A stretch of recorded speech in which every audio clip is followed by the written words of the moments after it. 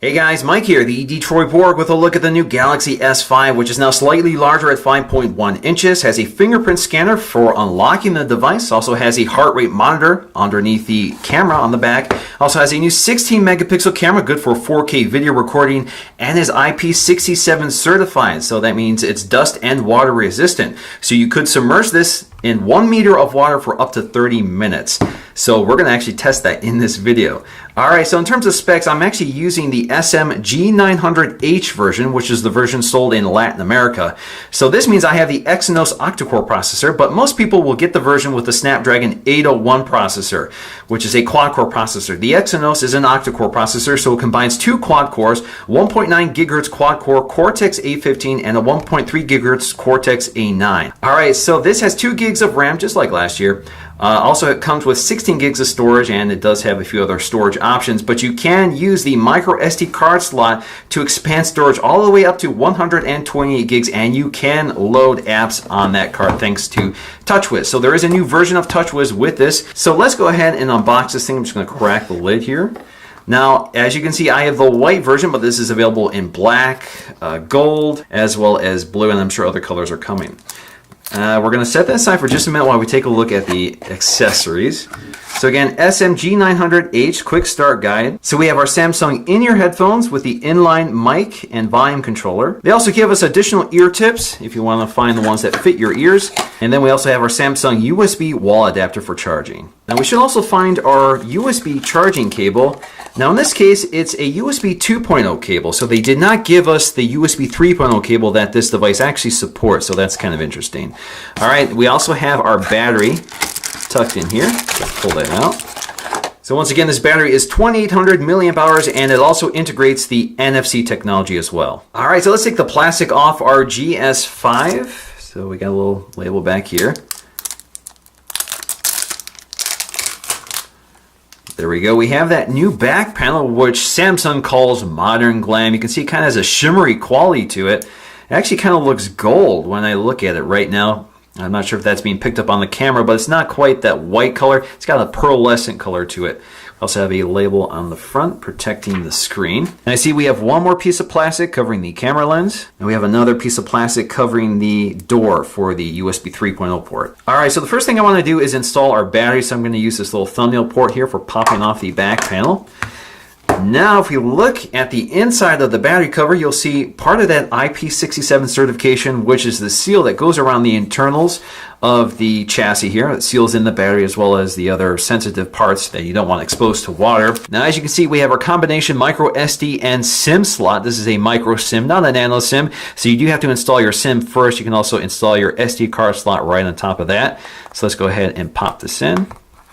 Now, wireless charging is available here, but you do have to buy the accessory, which is a kit, which I will plan on reviewing at a later date. Now, down here we have our waterproof speaker, which, as you can see, is not sealed up with the cover.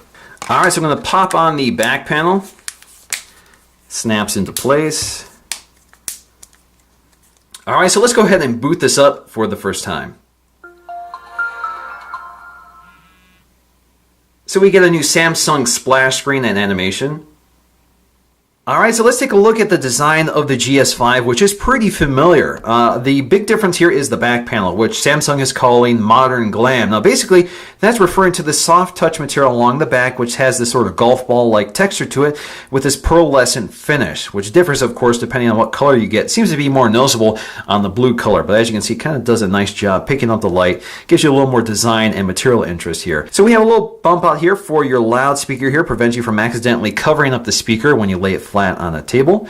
Toward the top, you'll find your Samsung branding along with that 16 megapixel camera module, which also has your LED flash right below that, as well as your heart rate monitor, which includes an LED light as well as a sensor for picking up your heart rate, which we'll demonstrate in this video. Now, as you see, this camera kind of sticks out. It does support 4K video recording. Unfortunately, that does not include optical image stabilization. Now, along the side, you'll find that chrome finish, and if you compare this to the GS4, you can see they've changed the design a bit from this brushed metal to this nice shiny chrome finish, which gives you a little more of a jeweled effect. You also have your sleep wake button, which appears to be slightly smaller on the GS5. You also have your thumbnail port for popping open the GS5 and GS4 in the same location. Toward the bottom, you see, of course, a difference here. You have your flap covering the USB port, and of course, this is USB 3.0 versus USB 2.0. So if you pop this off, let's see if I can pop it off.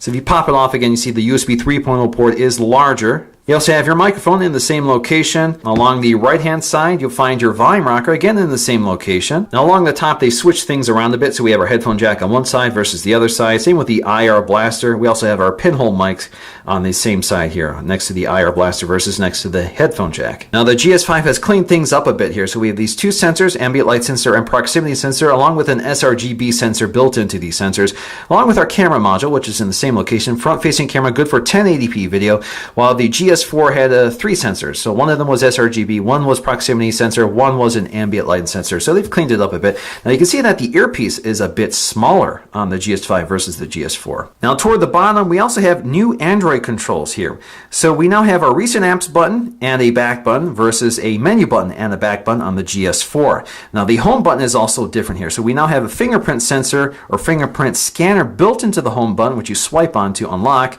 versus the standard home button on the GS4. Now the interesting thing here is that it looks like there's no visual cue that tells you that this is a fingerprint sensor, so it's almost completely invisible. Now if you look at the GS4 versus the GS5, it looks like the LED flash was a bit bigger than on the GS5, but it appears there's no difference in terms of overall performance. Now let's take a look at the size difference between the GS5 and the GS4. So on the right we have the GS4, which as you can see is thinner and smaller than the GS5. Now the GS5 is 5 inches, this is 5.1 inches, so it looks like the device itself, the bezel around the display, has increased in size exponential to the display itself. So they've increased the bulk of the phone to accommodate more features, a larger battery, as well as the display. Now for the first part of this video, I just want to cover some of the major new features or the major hallmark features with the Galaxy S5, and then we'll get into the extreme details of what's new. So first up is the fingerprint sensor, which again is integrated into the home button. Now it's not active by default. In fact, it doesn't even train you when you activate the device for the first time. So in order to activate it, you have to go to settings. So I'm going to go up here to settings for my drop-down notification shade, go to fingerprint scanner, and go to fingerprint manager. So basically all I have to do is train one of my fingers. I'm just going to use my index finger right now and go through the setup process. So this is very similar to the setup process on the iPhone 5S, but the technology is very different. We're using a swipe gesture as opposed to an image sensor, which actually images your finger. This is actually detecting the capacitive characteristics of your finger as opposed to the image of your finger.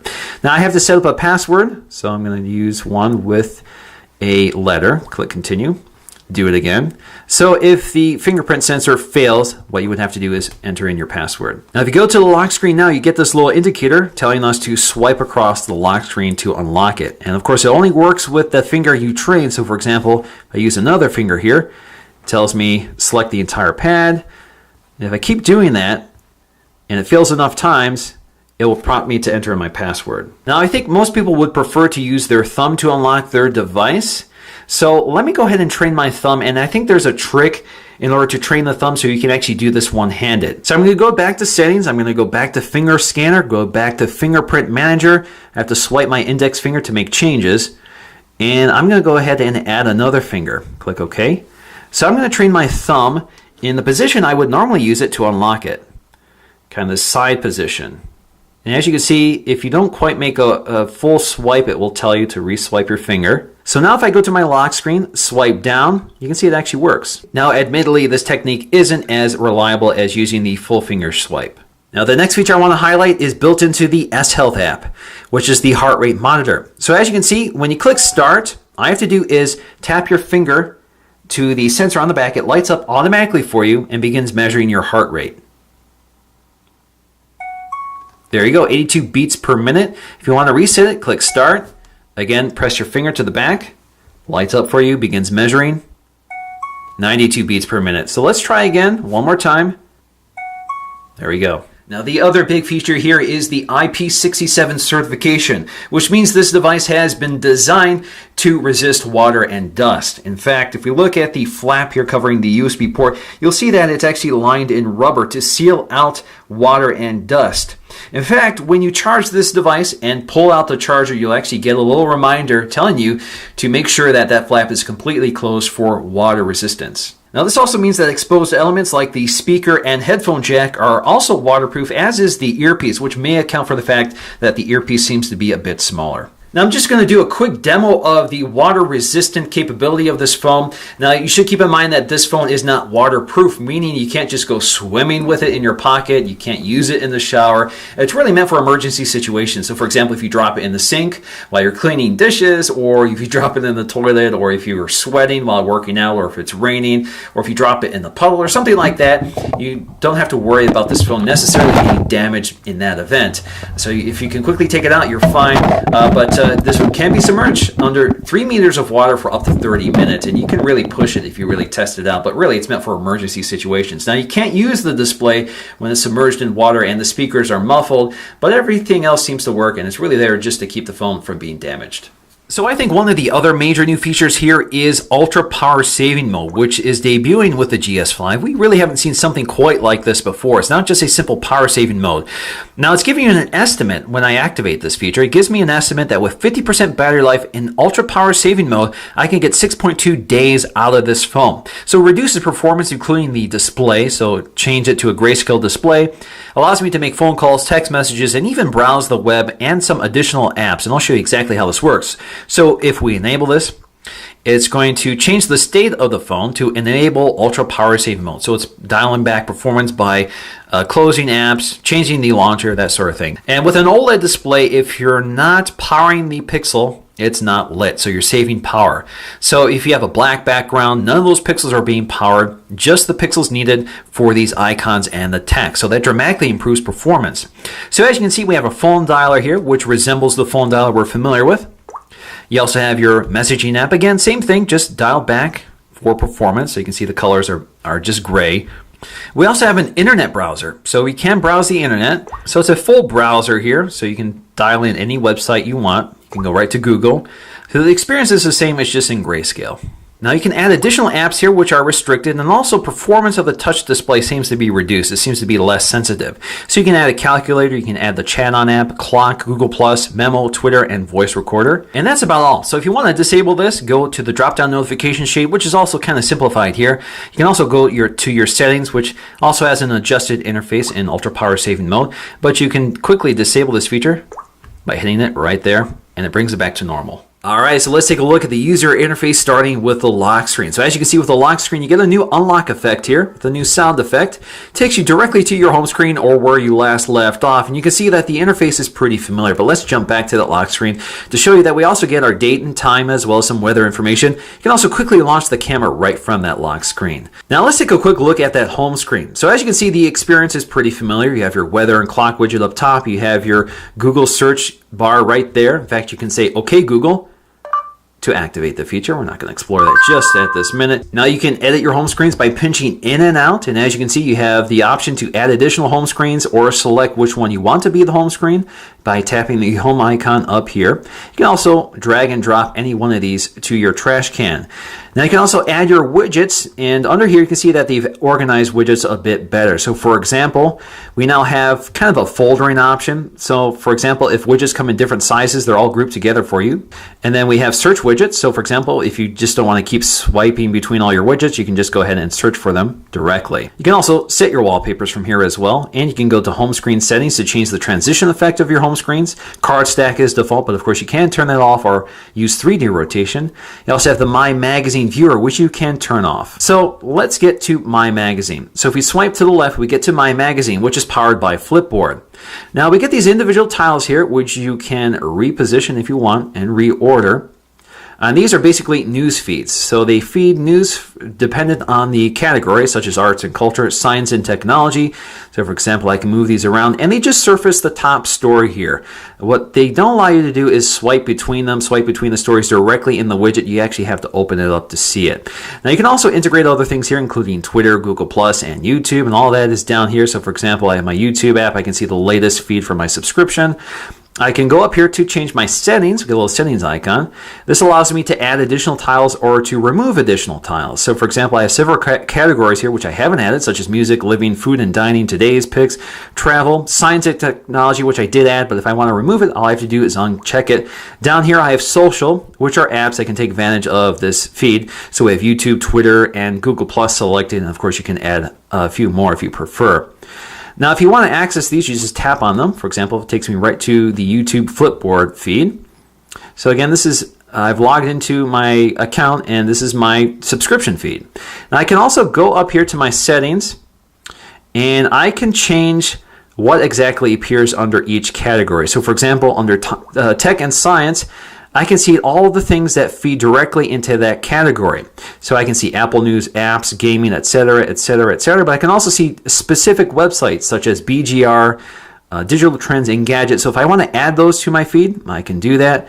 CNN Tech, BGR. Now from this window, I can also post directly to my social network. So I see Twitter selected by default. I can also select Google Plus, or I can log into others such as Facebook to post from here. So for example, if I want to post a tweet, all I have to do is enter it into this text box. I can also search for items. So for example, if I want to search for Android stories, I can just type it in. So if we input Android, you can see we get lots of search results from news sites that feed Android news, such as Android Authority, Flipboard panels that search Android, users by the name of Android, Twitter feeds by the name of Android, RSS feeds, Google Plus, YouTube feeds, SoundCloud, other services, Instagram, as well as Flickr, 500 Pix, Tumblr, and more. Now, if you want to add any of these items to Flipboard, just tap on them, click bookmark, and you're good. Now, if we go to our drop-down notification shade, you can see this has also been slightly redesigned with the circular theme for the quick access toggles. And you can see the ones they've included by default. Now, if you want to see all of them, just tap up here. It shows you all of those quick access toggles, which shows you just how many features are available here. And if you want to access the settings for any one of these toggles, just tap and hold on them. It takes you directly to the settings panel, which explores some of those features. Now, Quick Connect is an easy way of accessing all of the devices sharing a wireless network that this device can control. So for example, it sees my Samsung Smart TV here, so I can launch this to get to that TV to, for example, use the Watch On app to control it. I can also go to my printers, so I can see all my printers here, so I can access my printers or send print jobs to those printers, or I can access my AV receiver, which is equipped with wireless DLNA capability, so I can play back music, videos, or even photos. Now, S Finder has also been integrated here. This allows you to search the entire device as well as the web for content. So, for example, if you search Android, this searches for everything from the browser to my files to events under S Planner, settings, web searches. You can also filter this by, for example, the type of media you want to search for, images, music, or videos, the time frame, such as, for example, past 30 days, past 7 days, yesterday, today, or the next 7 days in the case of an event on your calendar. You can also search by tags and location tags. So there's a lot of search options here. Now, foldering has changed here as well. So as you can see, when you open up the folder, you get this little animation. And the icon is different. You can see it actually shows you the first 6 items in the folder. You can also go up here to edit. So you can change the color of the folder if you want, or you can tap up here to change the name. Now, they've made some significant changes to the app drawer. We no longer can pinch in and out to see all of the pages, but you can still use that slider mechanism to slide between them. They give us just 2 pages of apps, and they've refrained from installing all of the apps. In fact, if you go up here, you can actually go to Galaxy Essentials to see all the apps that did not come installed with this device, which historically they've kind of just added, such as the Samsung Watch On app for using the remote control, the Samsung Smart Switch mobile app, the SideSync app, the Samsung Gear app, so you see one for Gear and one for the Fit Manager, S-Note, Scrapbook, Samsung Wallet, the S-Translator, Story Album, and the Video Editor. So all of those are not pre-installed, but you can download them here. You also have the ability to create a folder. So for example, I'm just going to do test, like so. And you can go ahead and start adding certain apps to that folder. So let's say we want to add our YouTube, etc., etc. So just select those, click done, And now we have our little folder here. In fact, we can go up here and change the color if we wish. Now, if you look down here, you can see the action of creating the folder creates another page under the app drawer that is dedicated just toward folders. So if you want to move this or add it to the home screen, just tap and hold it and drag it to one of the available home screens here, like so. Now, if you want to rearrange apps within the app drawer, you actually have to go up here to edit, and then you can start moving them around. So for example, if I want to drop the folder here, I can't. It stays back in this folder page, but I can go ahead and move these apps around like so. Now, if I'm not using that editor, basically when I tap and hold any of these icons, it takes me to the home screen to drop the app. Now, I have several options up here. I can create a new folder. I can go to app info to see more information about the app. I can disable the app, meaning I can't uninstall this app. If I could uninstall this app, I would see uninstall, or I can cancel. If I go up to app info, just shows you some information about it. Google search, you can uninstall the updates, you can turn it off, you can force stop it, that sort of thing. Now you can also change the order of these icons, so you can go to view as, you can do custom, which is default, or you can do alphabetical. That also changes the orders in the folders. Now you can also see your downloaded apps and uninstall them if you want. You can select which ones you want to uninstall. You can also uninstall or disable apps, and any of the apps that are eligible for disabling or uninstallation are selected here, so you can select certain ones here. You can uninstall that one, you can disable that one. So certain ones can be uninstalled, certain ones just can be disabled. You can also hide apps. So if you just want to hide apps, if you can uninstall them, if you can't disable them, etc., you can alternatively just hide them from view. Now in terms of the Android keys, we have our home button. If we tap and hold the home button, it takes us to Google Now. And if we double tap the home button, it takes us to S Voice. Now the S Voice interface has also been redesigned, so let's go ahead and test that out. What's the weather like tomorrow? On Wednesday, we'll have some sunshine with a few clouds. Now we also have our recent apps button. So this shows us all of our recent apps. And as you can see, this has also been redesigned a bit. So you can tap on any one of these to get back to them, and like so. Or you can swipe them out of the way to close them. It looks like you can't. There you go. You can swipe left or right. You can also go to your application manager. So you can see active apps. You can end certain apps. You can end them all. And you can also close them all just by hitting that control right there. Now we also have our back button. Now some of these buttons have dual purposes. So for example, the recent apps button, if you press and hold it, will actually get you to your settings. So as you can see, when you're on home screen, it takes you to your editor for editing your home screens. Now if you're in another app, let's go to the browser. If you tap and hold that now, you get to your settings. Instead of pressing up here to get to settings, you can press down here and hold it to get to settings. So that's also a new feature. All right, so let's take a look at the new multi-window mode, which you can invoke just by tapping and holding the back button. So this invokes the multi-window tray, which has all the apps that are supported in multi-windowing, such as Chrome and YouTube. So you can drag and drop those icons into the window, and now you have a side-by-side viewer, which you can resize. And if you tap on that little circle at the center of it, you can swap between the windows. You can also close one of the windows, or you can copy text from one window to another, or pictures from one window to another. Now, if you add additional apps over one of these apps, let's go ahead and drag and drop Hangouts. And again, if I drag and drop Gmail over here, I can continue doing this, drag and drop more apps over the other app, and then if I go up here to close it, it will reveal the last app I had open. Now if you minimize this and go to recent apps, you can see when you tap on the apps that were in the multi-window mode, it brings back the multi-window mode, so you don't lose it every time you close it. Now if you look at the bottom of the tray, you get this little editor here. So if you go to create, you can actually create a custom recipe. So you can see the two apps I have open right now, YouTube and Chrome. If I click OK, you now see that was just added to the top of the tray. Now if I go to my multi-window mode, tap up here, it automatically launches those two apps for me. Now I can also go to edit here and add additional apps to this tray. You can see some are not added, such as Google Play Movies. I can just drag and drop it here and reposition them. You can also reposition the other apps, and once you're done, click done. Now in terms of our app drawer, you can see it's actually pretty sparse. So we have all these Samsung apps, we have all the Google apps, and then we have just a few third-party apps. That includes Flipboard and Dropbox. Of course, Flipboard powers the My Magazine feature, and Dropbox has a partnership with Samsung, so you do get 50 gigs of free storage when you sign up with your Samsung device for the first time. They have redesigned some of the Samsung apps, such as our calculator. We have a Chat On app, which is Samsung's cross-platform chat app. We have a new email app. Of course, we have the standard WebKit browser. We have a new memo app, which has also been cleaned up a bit. We also have a nice file browser, so this gives us access to all of our files, categorized by images, audio, downloaded apps, documents, videos, and recent files. You can see your download history, your device storage, and you can see your Dropbox account as well. So you can go right to your Dropbox from the file manager. We also have a voice recorder, which looks pretty slick. We have our video player, which also has pop-out video playback. So if I play a video here, and I go ahead and hit this pop out, I can now watch the video while doing other things. In fact, I can resize it and that sort of thing. So there you go, resize it, press the home button. Again, this is pretty familiar territory from other Samsung devices. We also have the Samsung App Store. We have our new music player, which is pretty basic here. We have our albums. We can search by tracks and playlist. So for example, if we just want to play one song here, so you get a pretty basic interface. You can shuffle them. You can skip ahead. You can see the album, and then you can create playlists. You can also send the audio to another device, such as my Samsung Smart TV or my AV receiver, which is equipped with DLNA. Now, as I said, we have an IR blaster up here to control your AV equipment, and they do give us an included app called Smart Remote, which is powered by Peel. Basically, all you do is log in and specify your service provider. So in my case, that's Comcast. So it shows me all my programming.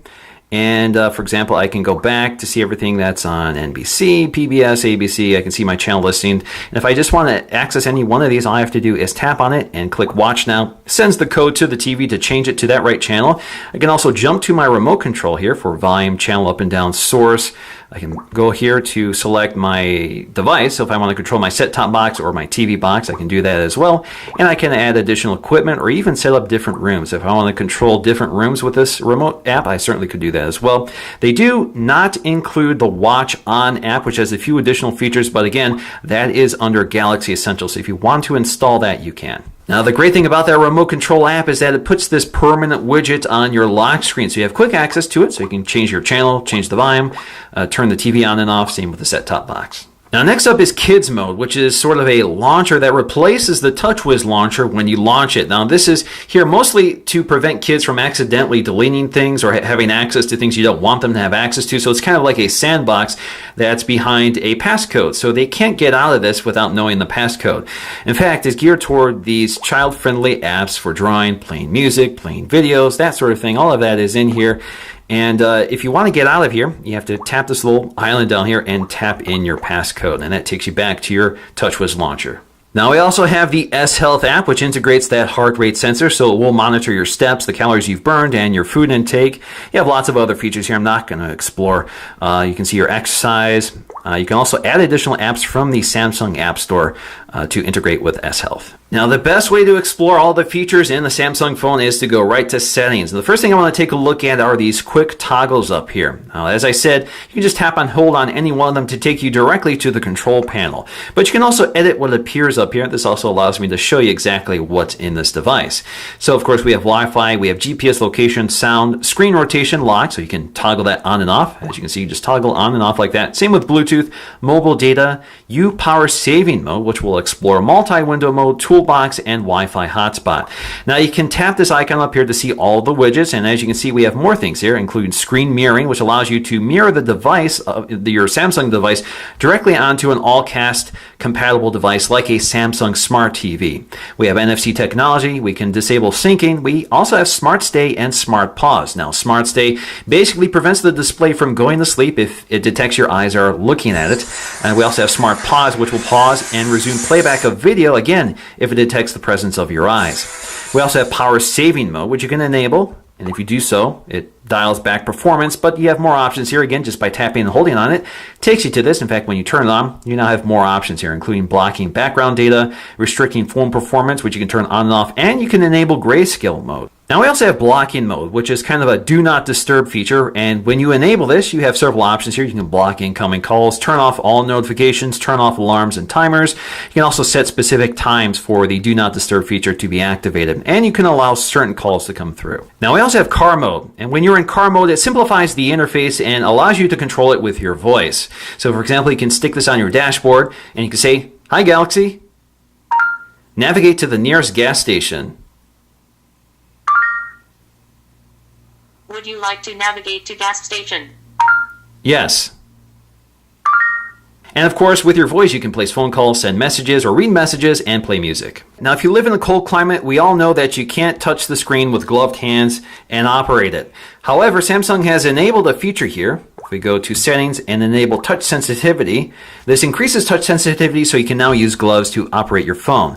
It's not perfect, so for example, these gloves are still a little too thick to operate it, but I can operate it by touching a little harder. Now, once I disable this feature, no matter how hard I press, I can no longer operate the screen. Now, another new feature here is Toolbox, which brings up this little icon that floats on top of the screen. It stays on screen no matter what you're doing, but it does fade as it kind of times out there. So it's not terribly intrusive. But the idea here is when you tap on it, you get quick access to popular apps or apps you tend to use the most. But you can edit this. So for example, let's see if we want to launch the camera app. There we go, launches the camera app. And of course, when you're using the toolbox mode with the camera app, it does disappear. But when you press the home button, you'll see it again. And you can launch other apps. Now, if you want to edit this, you can go up to edit, or you can remove it just to get rid of it. But if you go up to edit, you can actually edit what appears under that toolbox. So for example, if you want Chrome, you can enable that as well. Unfortunately, I do have to remove one of the apps in order to add Chrome. So let's go ahead and remove the WebKit browser and add Chrome. And we're going to click Save. So when I tap on that, I now have quick access to Chrome. Now, if you tap and hold the power button, you have several options, including power off, airplane mode, restart, emergency mode, mute, vibrate, and sound. Now, emergency mode will explain exactly what this is. Now, this is something you set up under settings, but basically it's intended to help your battery last longer. Send notice of your approximate location to the mobile phone of a chosen contact that you set in advance. That's what you do under settings, and I'll show you exactly where that is. The idea here is if you're in a situation where you can't talk, you can't pick up your phone, or you've crashed or something's going on, this is kind of an option to hopefully get you some help. Now with volume, you have several options here. So if you hit the volume control and hit this gear icon, you can change the volume of the ringtone, your media, your notifications, as well as your system sound. Now let's go ahead and take a look at our all-new settings panel, which is quite interesting here. So you can see that everything has been redesigned with this sort of circular icon with these bright, bold colors for easy categorization. But up here, the first category is quick settings. So you can see your quick settings. These are all toggles that you can edit. So these are things you can put to the surface of your settings panel. But if you look down here, you can see that they also appear under these categories for network connections, connect and share, sound and display, personalization, motion, user and backup, system, as well as applications. You can edit this by going up to the editor here. So you can go to edit quick settings and you can specify which ones you want to appear here. Now you're limited to 12, so if you've already have 12, which you do by default, you'll have to remove one or uncheck one in order to add another. But alternatively, you can just search. So for example, if I want to change my display settings, all I have to do is start typing in display. And there you go. Now what's a Samsung device without lots of additional options? So you can change your view to list view. If you prefer this. Personally, I think I prefer this. I think it's easier to glance at. You also have the tab view, which we're more familiar with, connections, devices, etc. You still get those new icons. Now let's look through some of our settings. Now, as I said, the quick settings are actually redundancies. They appear down here below. They're just kind of put here for quick access. You don't have to scroll through here. So we have our network connections, which includes Wi-Fi, Bluetooth, tethering, and Wi-Fi hotspot. Our location, data usage, airplane mode, as well as more networks. That's where you can set up your APNs. You can also go up here to see one of the other new features here, which is Smart Network Switch, which I have enabled. Now basically, this is a feature that combines the power of your wireless Wi-Fi connection as well as your cellular connection. So it combines the forces to give you faster download speeds as well as more stable download speeds. So we have NFC technology as well, so you can enable this and allow Android Beam and S-Beam to use it. We also have nearby devices. So nearby devices could have access to your Samsung phone for streaming media. You also have your printing services, because this is the latest version of Android that we do have integrated printing. We have screen mirroring. Again, this is a toggle that's also available under quick settings. This allows you to mirror your display to a Samsung Smart TV or any TV equipped with an all-share cast device. We have our sound settings, and this is where you can turn off any annoying notifications, such as the touch sound. You keep hearing that Nature UX touch sound. So as you can see, when I turn that off, you no longer get that blooping sound. When I enable it, you do get the blooping sound. So if you don't like that, there you go. That's where you can change it. You can also change your ringtones, your vibration settings, notifications, etc., etc. So there's lots of options here. You also have your display, which includes Adapt Display. So if we go to Adapt Display, where is that? screen mode here. Adapt Display uses the sRGB sensor on the front of the device to adapt the display to the conditions or the ambient light conditions. You can also set it to dynamic, standard, professional photo, or cinema. You also have your screen timeout settings. You have Smart State technology, which again monitors for the presence of your eyes, which you can toggle on and off here as well. Screen rotation, you can change your font as well as your brightness controls. And of course, brightness is also included in the drop-down settings. We also have our wallpaper settings as well as your lock screen settings, and there's a few things here, including the lock screen unlock effect. You can add another clock, you can change the clock size, you can show the date and time, add the camera shortcut, which is on by default, but you can disable that if you prefer. Owner information, you can change the unlock effect. The one they're using by default is the popping colors effect, but you can use some of the other older Samsung effects as well. We have multi-window mode, which you can toggle on and off if you prefer that not to come up when you accidentally press and hold the back button, which I often do. We also have the notification panel here, which allows you to change the settings. So for example, the notification panel includes the standard array of quick settings, and you have to press the other icon to see all of them. But you can rearrange these, so you can add these to the quick drop-down menu just by tapping and holding on any one of these and dragging them up here, and it bounces them out of the way. So for example, I think a feature I like to use the most would be power saving mode. So I can put it right here instead of Wi-Fi hotspotting. So now if I go to my drop-down notification shade, I can see power saving mode included with the quick setting toggles, and I can see the rest by going right there. I can also edit directly from the screen by going to edit. Takes me again to that control panel where I can do the same thing, and I can also reposition them if I want. You also have that toolbox feature, one-handed operation, which is very interesting, which I have turned on. That's off by default. But basically, in order to enable one-hand operation from the side you want to operate one-handed, all you have to do is swipe just like that. You swipe in and out. So let me do that again. That disables it. That enables it. And if you're left-handed, you do the same from the left edge. And it's left justified. Now this one-handed operation also comes with some other features. So you can resize the window. If you tap up here, you get another dock, which you can also edit. So if you go to edit, you can select which apps you want here. You basically drag and drop apps to that dock. Click check. And then you can also go to full screen mode. You can go to your people so you can see all your recent contacts. And then you can also change your volume, go back, home, and your recent apps button. Now under personalization, you have easy mode. Now easy mode is kind of the grandma mode. So you get these three screens. You can add contacts for quick access to them. So you can create existing or add existing contacts or create new ones. You can see these quick widgets up here for weather, date and time, as well as access to your LED light, so you can turn on your flashlight, which I actually find very useful. I wish that was kind of integrated under quick settings. You have your magnifier, so you can use this as your magnifier for reading your menus or whatever. You have your camera. You can see these icons are bolder. You have your phone app, your messaging app, your browser, gallery, email, etc., etc. And you can also add additional apps right here. So all of the apps you have pre-installed, you can also add. And you can go to more apps to see all the ones that are not installed. Now under motion and gestures, we have some familiar options, including air browse. But basically, this will tell you exactly what that feature does. So you can swipe down above the device without touching it, left or right, or up and down to navigate emails, to browse your gallery, to navigate through websites or scroll through websites on the internet. You also change your music either in the music app or directly on the lock screen, all without touching the phone. You also have direct call. So when you're looking at a contact, all you have to do is raise your device to your ear and it will automatically call them. This also works under messaging. So if you're looking at a text message and you just want to call them, just lift it to your ear. I actually find that very useful. We also have Smart Alert. So basically, when you pick up the device and you have a notification, it will kind of vibrate for you. We also have mute/pause. So we have several features that are on by default. The one that was on by default is covering the screen with your hand to mute it. And this tells you exactly what that means. Basically, if you cover the screen with your hand, that will mute phone calls or pause media. And then we also have turn the device over to mute calls or pause media. And then we have smart pause. You also have palm swipe to capture, which is also on by default. This is very useful. So this allows you to do a quick screen grab. So I can do this.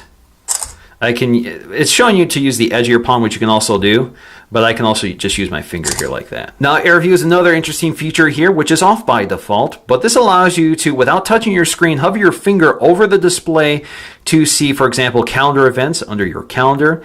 Look at an expanded view of your gallery by hovering your finger over one of your gallery icons. Scrub a video by hovering your finger over the playback scrubber. You can also see your speed dial contacts by hovering your finger over the phone dialer. Now this really only works in certain Samsung apps. So as you can see here, when I hover my finger over my email messages, it expands out for me and shows me an expanded preview of that message. So again, I'm not even touching the screen and it sees my finger. So you can see it's maybe within an inch of the display. And if I'm in my gallery, all I have to do is hover my finger over any one of these images to get a preview. Now under user and backup, we have our accounts. This is where we can add additional accounts such as Twitter, Facebook, our email accounts, Dropbox, Samsung accounts, and other Google accounts. You can see everything that's available here, including LDAP accounts for email, Microsoft Exchange accounts, Facebook Sync, and that sort of thing. We also have our cloud accounts, which includes Dropbox as well as Samsung. So this is all our cloud storage options. We also have backup and reset. Now under system, we have language and input settings. So this is where you can change your language, your keyboards, your voice search, that sort of thing. We also have date and time settings, which you can set automatically. You can select the format of the clock, that sort of thing. Now we also have safety assistance. This is where you can enable that emergency feature I talked about earlier. So you do have to specify a emergency contact, which I'm not going to do right now. I just want to show you how this works. So under emergency mode, if you enable this, basically it dials back performance of the device to kind of the ultra power saving mode. So it preserves the battery life, allows you to make phone calls for an extended period of time, send messages, that sort of thing. So make sure your phone doesn't die too early. So if you're in an emergency and can't charge it, you enable that mode and it saves your battery life. You also have Geo News, which is off by default. I toggled this on, but basically this will warn you of weather events in your area. So we'll bring pop-up messages and notifications and that sort of thing. We also have send help messages, which is very interesting here. So if you enable this, if you have a primary emergency contact and you double or triple press the home button, it will send a text message with a quick alert to your primary contacts when you're in an emergency situation. So we'll send pictures and send a sound recording as well as your current location. You also have your accessories. So this is where you can change your audio output. So if you want surround sound, you can do that as well. We also have our battery. Now, in terms of battery life, I've had a really good experience so far. I'm able to get about 17 hours out of battery with a comfortable margin. So 17 hours out of a day of normal use, so that's moderate use. That's using cellular and Wi-Fi and checking my phone regularly. So 17 hours is pretty good. I maybe get 10 hours out of an iPhone. This is very similar to the performance on an HTC One M8. We can also take a look at our storage and see what's taking up all of our space. So you can see out of the 16 gigs, I'm using about half of it. Now under security, we have a feature here that I want to highlight here, which is called reactivation lock. So basically, you use your Samsung account to prevent other people from reactivating your device. So if you enable this, it gives you some peace of mind. All right, next up is the camera app, which is really full featured. So of course we have tap to focus, and as you can see, it's pretty quick to respond. It's much slower in low light conditions, but otherwise it's really quick. You can pinch in and out to zoom, which is just digital cropping, of course. We can shoot our photograph, and we can record video all on the same screen. We can shoot a photograph while we're recording video. We can pause video recording, resume it, and stop it. You can also change your mode here. So they've given us the standard array of auto, beauty face, shot and more, panorama, virtual tour, dual camera, and you can download additional modes which come from the Samsung App Store. So not all of them are included like they have been before. So animated photo, sound and shot, sports shot, and surround shot. Now virtual tour is kind of new here. I can't really demonstrate it live, but basically this allows you to kind of create a virtual tour of, let's say, a house or a building. Basically you can walk around and it will automatically take photos for you. And once you're done with that, you can actually navigate through that virtual tour. Now, if you look on the left side, we have our quick settings. So that includes the ability to switch from the front facing to the rear facing camera. There I am, everybody. And then I can switch back. I also have HDR. So HDR you can enable or disable quickly here. Now you also have selective focus, which you can enable or disable, and I'll show you exactly how this works. Now I took this image with selective focus turned on. So as you can see, I have a foreground subject and I have a background. So I have enough distance between the background and the foreground subject for this feature to work. Now if you don't have a clear subject, the camera will tell you they couldn't enable this feature. But with this photo, I can go up to this little edit icon up here. And now I have the option to select near focus, which is focusing the object closest to the camera, far focus, which is focusing on the background. So as you can see, it blurred the foreground. And I can do pan focus, so we'll focus both the background and foreground. Now basically all it's doing is applying a filter. In fact, if you zoom really closely at the edges of the foreground subject, you can see they actually kind of blur. So you can see it's not perfect. Now we also have our settings panel, which is pretty packed here, which includes both our still camera as well as our video camera settings, which is kind of nice. Quick access to everything. You can also modify this panel or this dock here for all of these settings. So if you tap and hold any one of them, you can drag them to the dock here and remove them if you want. You're only limited to a certain number of them, so you do have to remove one if you want to add another one. So for example, if I drop this in here, try to drop another one in here, it bumps it out of the way. So of course we have our picture size, so we can change it from 16 megapixels all the way down to 2.4 megapixels. We can enable burst shot, picture stabilization, which is off by default. You can enable that. Face detection, metering modes. As you can see, we have center weighted matrix or spot metering. Tap to take a picture. So if you enable this, when you tap to take the photograph, it will, or tap to focus, it will take the photograph. You also have video size. So you can select 4K video recording. I'm not going to demonstrate 4K video recording in this video, but I'll link one to a great one that TLD Today shot. John at TLD Today shot a fantastic 4K video sample with the GS5, and I'll post that in the description below. But at the end of the video, I will demonstrate the full 1080p experience because I did shoot this video with 1080p. Now under recording mode, you have things like slow motion, fast motion, and smooth motion options there as well. Video stabilization, which is off by default. This uses software for stabilization, not optical image stabilization, which is not included in here. You also have audio zooming, so you can enable this or turn it off. Basically, it will increase the sensitivity of the microphone the closer you get to a subject when you zoom in. Now there's another unique feature here called Remote Viewfinder, which will coach you through the process of setting this up. I actually use NFC technology to enable this feature on the GS4. So basically what's happening now is the GS4 is seeing the screen of the GS5. So I can now take my GS5, place it anywhere, so I can place it in a window, and I can use the GS4 to control it. So let me go ahead and demonstrate that. All right, so there you go. It's in my window. I can tap to focus. I can see my neighbors driving by. I can record video, snap a photograph.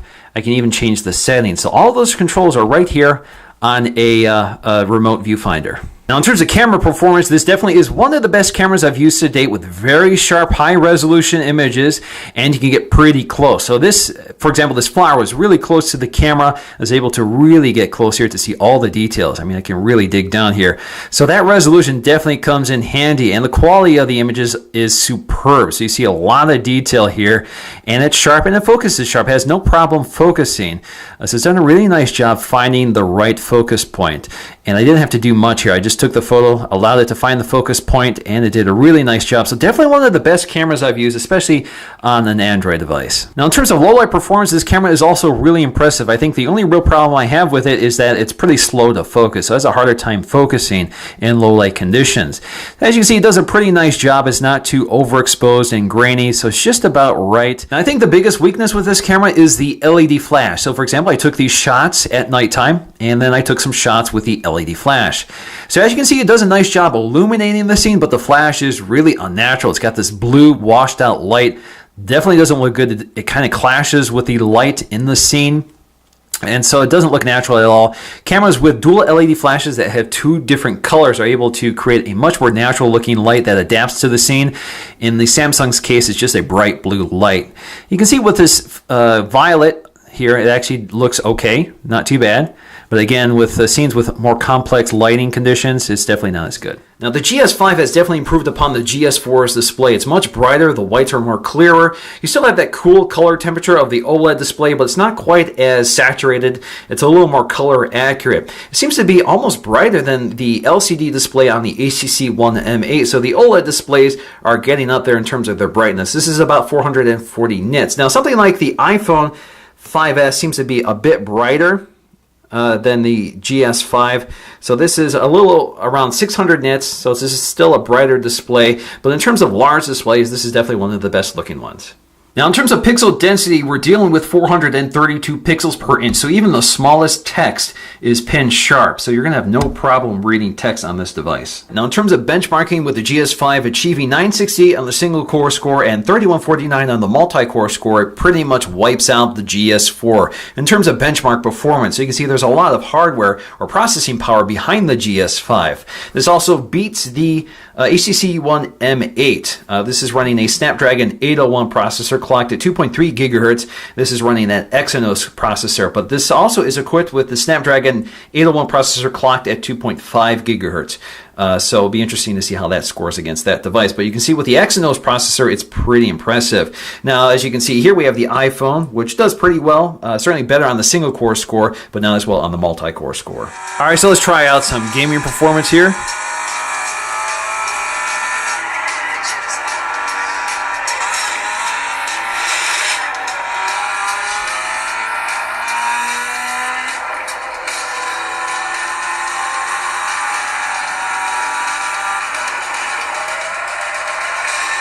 So performance is very smooth. Graphics look great, especially on this display.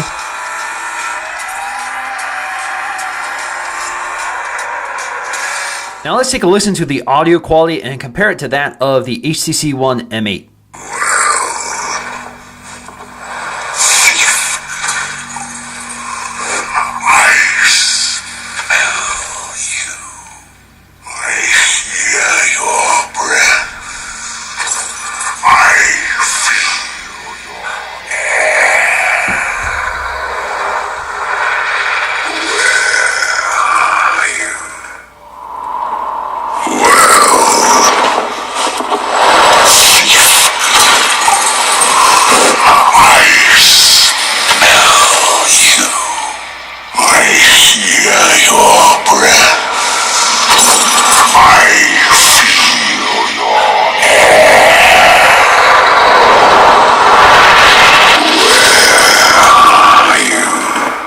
Now, in conclusion, let's quickly talk about the pros and cons of the GS5 as I see it.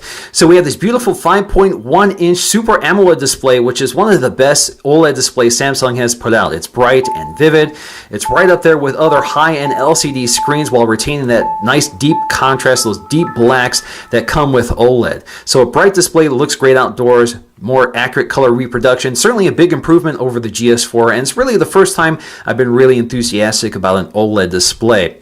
We also get traditional Android keys, so I'm really glad to see a recent apps button as opposed to a menu button, because I'm always using that to get to the recent apps, and before it was a slow process. You had to use the slow press of one of the other buttons to bring it up. You also have really useful software features for me, such as S-Finder. S-Finder used to be kind of hidden, but now it's right on the surface here, so you can quickly search the device for apps and that sort of thing right from the drop-down menu.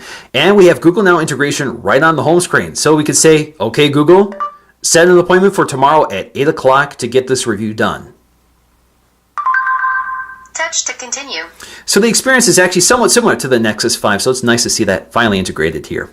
And of course, we have IP67 certification, which means this phone is pretty life-proof. You don't have to worry about water or dust destroying this phone. So it's really nice to have it without having an ugly phone like, say, the Galaxy S4 Active, which had physical buttons that didn't look as slick as the standard GS4. And we also have pretty decent performance for a TouchWiz device. It's not as quick and slick as something like a Nexus 5 device, but it's definitely an improvement over the GS4. So overall, I'm pretty impressed here, and I definitely like the changes to the user interface, which is now much cleaner, especially the settings panel, which integrates search, which I find very useful. We also have that excellent 16 megapixel camera, which can deliver sharp and predictable results under any conditions with pretty sharp focus and quick focus with lots of features that actually work. We also have 4K video recording, which is really nice to have around. We also have the heart rate monitor, which works really well. I actually find it very useful. And all this comes in a lightweight, compact and thin form factor. So although this phone is pretty large at 5.1 inches, it feels very comfortable to handle. I can reach across the display without reaching too far or without loosening my grip on the phone. So it seems to be about the perfect size, the perfect weight, and the perfect thinness. Now when it comes to the cons of this device, it really comes down to audio and build and construction quality, which is a double-edged sword. Now with audio, I don't really like the earpiece. It's kind of muffled, it's not very clear sounding, and it's a little quieter than I'd like to see. Certainly something like the HTC One M8 has a really loud earpiece, which is really clear. Audio is also very poor on this device with that single mono speaker on the back. Definitely one of the worst sounding phones, and it fires toward the back. So I'm really disappointed with the audio quality of this phone, and I definitely think Samsung has to improve this. But of course, the speaker is waterproof, unlike the other high-end speakers, so that adds to the IP67 certification. Same with the earpiece here. So maybe that Does come with some sacrifice, that waterproof technology, but definitely audio is an issue here. But if you want good audio, just connect your headphones because the headphone amp is pretty good. Now, the other con here is design and materials. While I think the device is well made, it's well put together, it's rigid and solid, doesn't creak or anything like that. But unfortunately, plastics in a world where high-end phones are made out of glass and metal feel a little low end and also feel a little too familiar. This is a very familiar experience from Samsung devices. It doesn't feel as exciting and exotic as something like the all-metal HTC One M8 or the all-glass Sony Xperia Z2. But for me, that comes with some benefits. It's thin and lightweight, fairly durable. It's more real-world resistant to drops and that sort of thing. So I feel a little more comfortable using this device as opposed to something that's made out of glass and metal. And of course, the back panel pops off really easily, so you can quickly change out the battery, change your SIM, and add your micro SD card slot, all without adding doors and that sort of thing on the device. Now, for the record, I'm not a big fan of the My Magazine feature, mostly because I'm disappointed that it doesn't work as well as the feature on their tablets, which have interactive live tiles. These basically just feed the top story, and you have to tap on it to get to it. You can't actually interact, you can't swipe in the tile or anything like that, so I find it less useful. And something like Blink Feed on the HTC One M8 is a lot more powerful and a lot more interactive, so this is probably a feature I would just turn off. Alright, so that is my review of the Galaxy S5. Please stay tuned for some camera samples, and remember, take a look at the description for a link to a great 4K video shot by John at TLD Today. I hope you enjoyed this video, and I'll see you again in the next one. Alright guys, Mike here, the Detroit Borg, testing out the front-facing camera of the Galaxy S5. Again, this is 2 megapixels, good for 1080p video at 30 frames per second. You actually can take photos while recording video, just like you can with the rear main camera. So there's a lot of features also built into this camera. Does a pretty good job, and also gives you an idea of the audio pickup quality. Alright guys, so now it's time to test out the rear main camera. Again, 16 megapixels, and this video camera is capable of recording video in 4K. So there is Zoe and Chloe sunbathing, and that's their favorite thing to do. Alright, so let's go outside. It's a bright sunny day and get some footage out there.